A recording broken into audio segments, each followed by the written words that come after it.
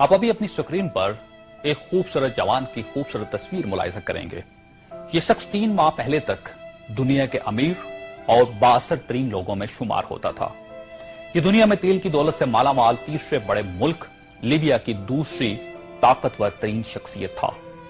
یہ کس قدر امیر اور بااثر شخص تھا، اس کا اندازہ آپ 2-3 مثالوں سے لگا لیجئے۔ یہ لندن میں تھا، اسے شمالی لندن کا ایک گھر پسند آ گیا۔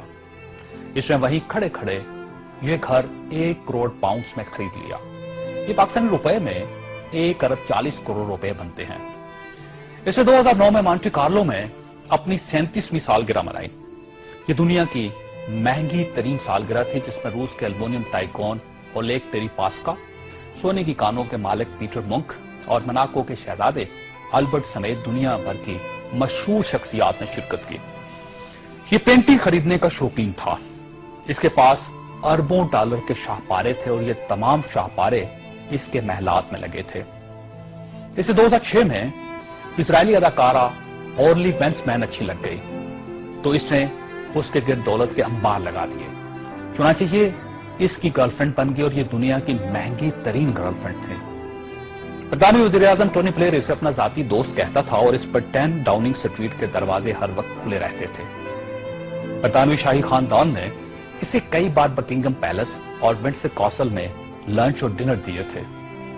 یہ لندن اور پیرس میں پلے بوائے کی زندگی گزارتا تھا اور اسے دنیا جہان کے قانون توڑ کر بہت خوشی ہوتی تھی۔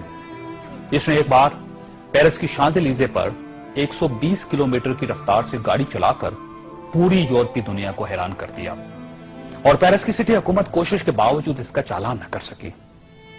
یہ لیبیا کی انویسٹمنٹ اتھارٹی کا سربراہ بھی تھا اور یہ اتھارٹی دنیا کے کسی بھی ملک میں کسی بھی وقت 10 بلین ڈالر تک کی سرمایہ کاری کر سکتی تھی اور یہ ایک بہت بڑا استحقاق تھا۔ اس شخص کا نام ناظرین سیف الاسلام ہے اور یہ لیبیا کے سابق حکمران کرنل قذافی کا بیٹا ہے۔ سیف الاسلام کرنل قذافی کا وارث اور ولی عہد بھی تھا اور اسے دنیا کا اس کے بارے میں خیال تھا کہ یہ کرنل قذافی کے بعد لیبیا کا حکمران ہوگا۔ یہ اس قدر بااثر تھا کہ کرنل قذافی کو نیوکلیر پروگرام ترک کرنے پر بھی اسی نے قائل کیا تھا۔ اس نے بلغاریہ کے اس میڈیکل گروپ کو چھڑوانے میں بھی بڑی مدد کی تھی جس پر بچوں کو ایڈز کے ٹیکے لگانے کا الزام تھا۔ برلن نائٹ کلب اور لاکھ روپی دھماکے کے متاثرین کو معاوضہ بھی اسی کے حکم سے جاری ہوا تھا۔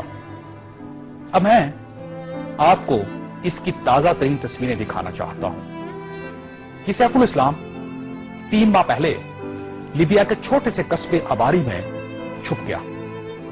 یہ 2 دن پہلے 19 نومبر کو قصبے کے ایک ایسے کمرے سے برآمد ہوا جس میں باتھ روم تک نہیں تھا اور یہ بدبودار پرانے کمبل میں لپٹا تھا۔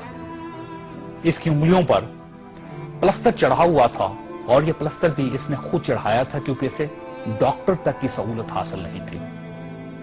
یہ سیف الاسلام اس وقت لیبیا کی موجودہ حکومت کے قبضے میں ہے اور پوری دنیا میں کوئی شخص اس شخص کو پناہ دینے کے لیے تیار نہیں جو 3 ماہ پہلے تک ملکہ برطانیہ کا شاہی مہمان بنتا تھا اور ٹونی بلیئر اسے مائی فرینڈ کہتا تھا اور پیرس کی کمپنیاں اس کے لیے خصوصی خوشبو ایجاد کرتی تھی۔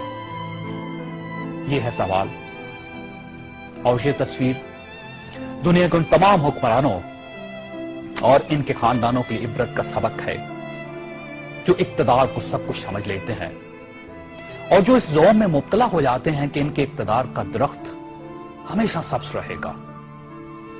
یہ تصویر دنیا بھر کے حکمرانوں سے چیخ چیخ کر کہہ رہی ہے کہ جو حکمران عوام کا اعتماد کھو دیتے ہیں ان کا یہ انجام ہوتا ہے۔